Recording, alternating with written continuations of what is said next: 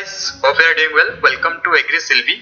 जो IBPS AFO का exam हुआ 2021 पे, वो मेन क्वेश्चन जो आया था मेंस में पूरे डिटेल में एक्सप्लेन करूंगा और क्या होगा आंसर, क्या मुझे मिला है, वो सारी चीज देखूंगा और एग्जाम पैटर्न कैसा था, कहां से सवाल आया था और कितना इजी था, कितना हार्ड था, वो सारे के सारे चीज डिस्कस करेंगे. So be attentive, be not missed, let's start.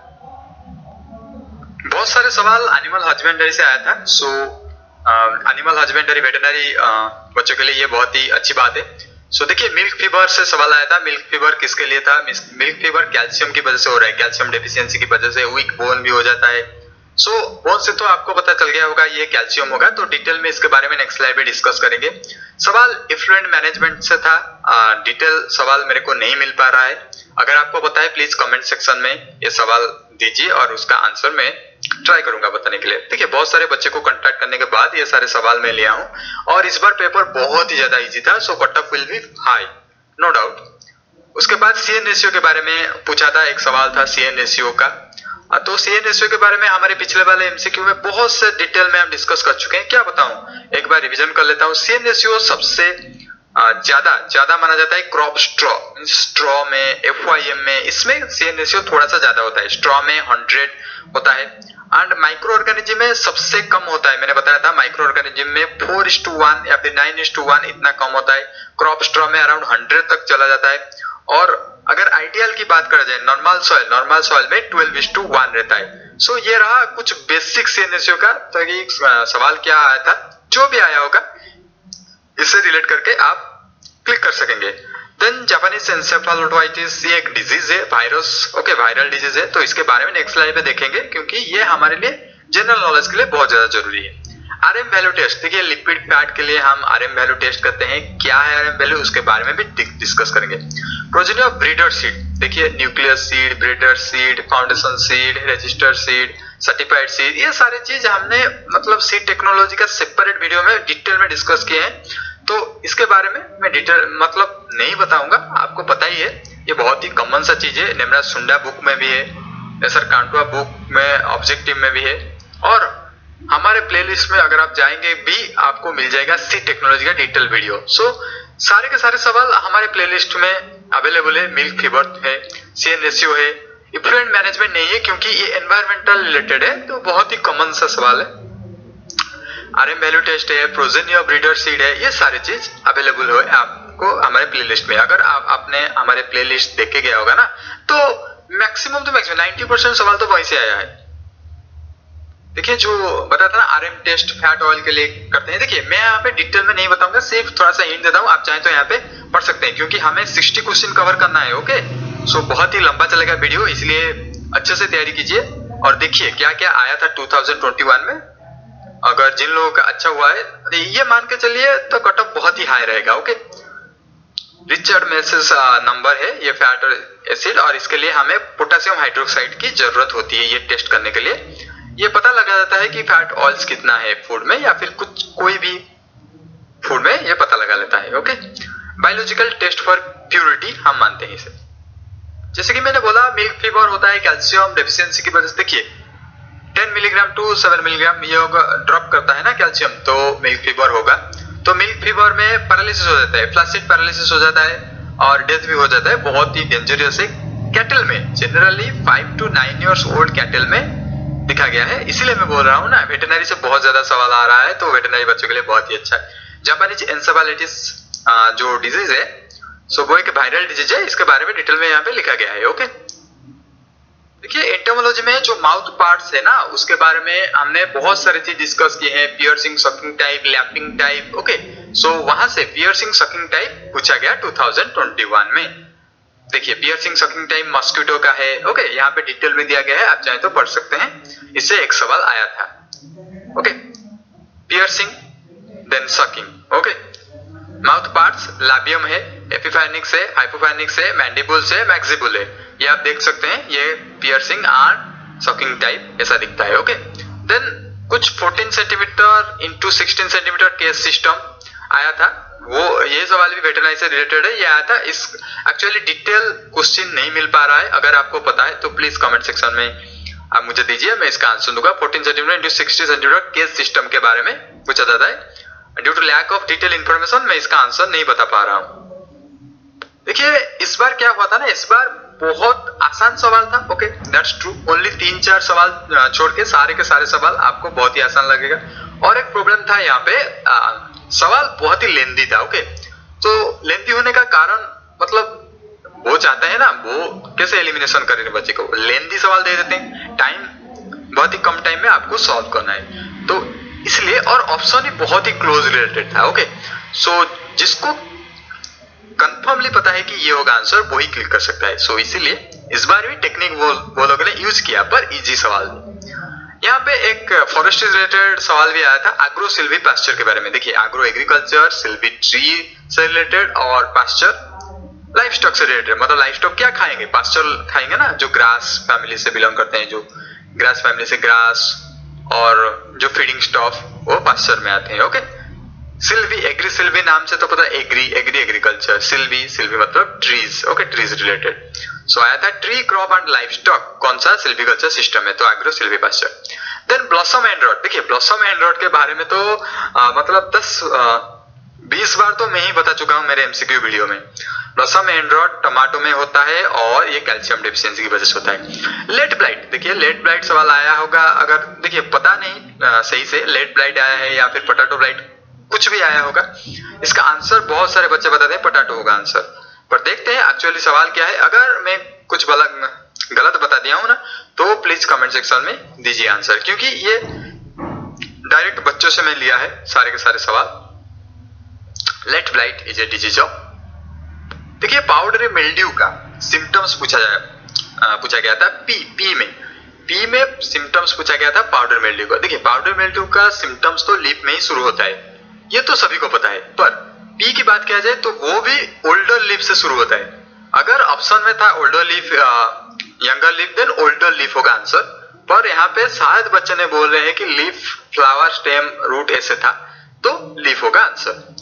Then पूछा गया था 6000 रुपीज किस स्कीम के तहत। देखिए इस बार करंट अफेयर का भी 5-6 सवाल आ गया। ओके पिछली बार नहीं आया था, 2020 में करंट अफेयर से कोई भी सवाल नहीं था, पर इस बार आ गया। 2019 में बहुत सारे सवाल थे करंट अफेयर से रिलेटेड। ओके सो 6000 3 इंस्टॉलमेंट में 2000 में पर ईयर दिया जाता है, 6000 पर ईयर दिया जाता है। ये पीएम किसान scheme, okay Samman Nidhi scheme इसके तरह। तो ऑप्शन में था पीएम किसान स्कीम, सो क्लिक करना है उसको।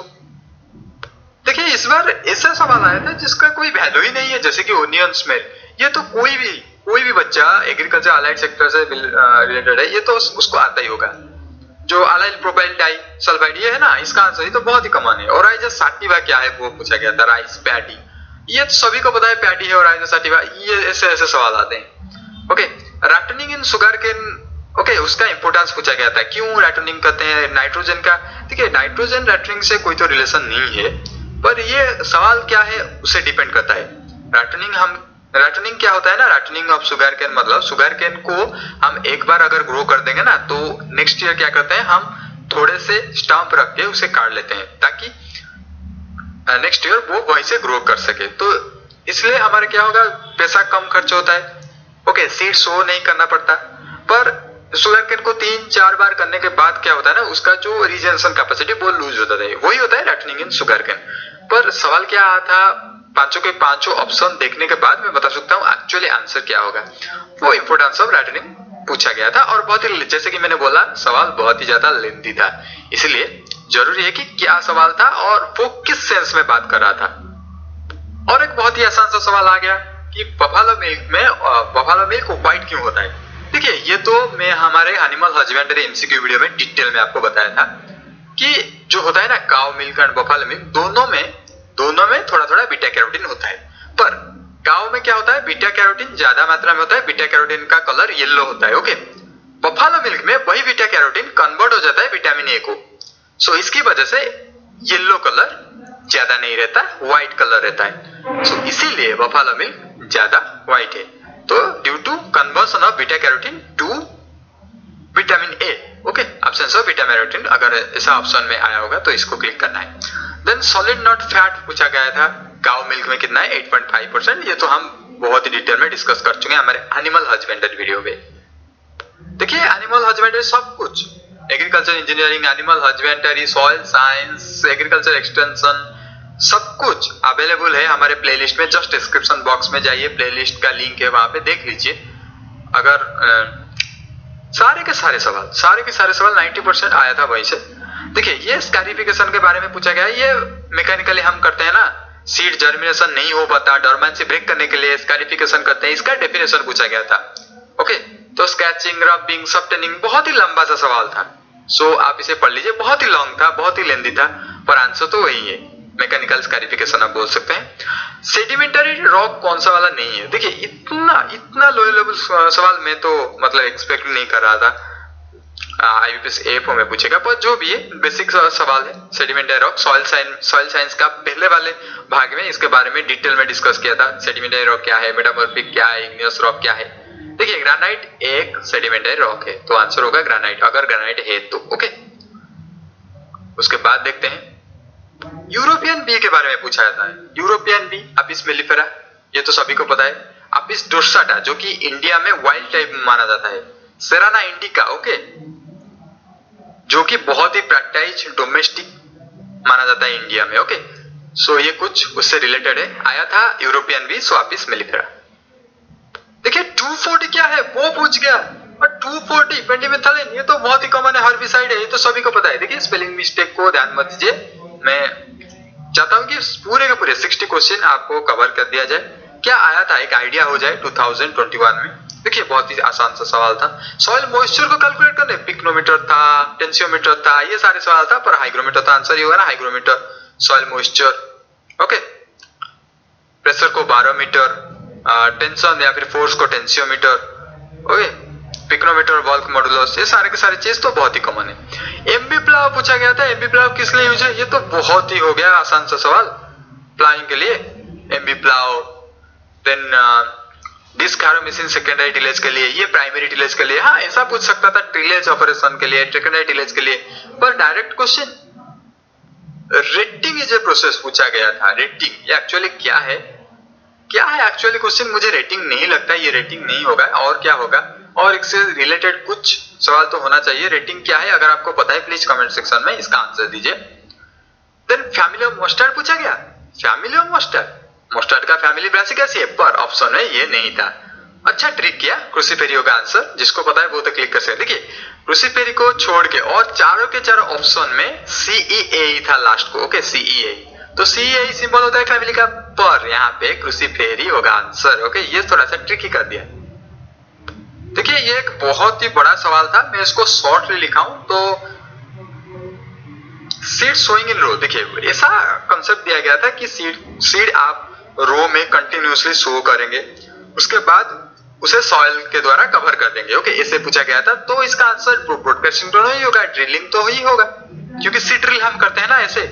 और ऑप्शन क्या क्या था ये मुझे पता नहीं, तो according to this option seed drill ही होगा, ड्रिलिंग। ओके, देखिए क्रॉप प्राइस रिकमेंडेड कौन करता है। देखिए MSP तो डिसाइड करता है CSCP। ओके, तो अगर ऐसा पूछा जाता है कौन रिकमेंडेड करता है, वही CSCP ही होगा आंसर, पर यहाँ पे बोल नहीं सकते।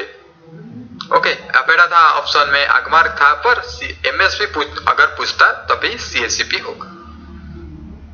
Okay, this is a very interesting question. Okay, एनामॉक्स पूछ गया। देखिए अगर किसी को पता है ना एनामॉक्स, तो वो बहुत ही लकी है, क्योंकि यहाँ पे देखिए MAM एक्चुअली अमोनिया से रिलेटेड है। वो अमोनिया मतलब NH3, तो ये रिलेटेड है नाइट्रोजन साइकिल से, ये इंपॉर्टेंट है।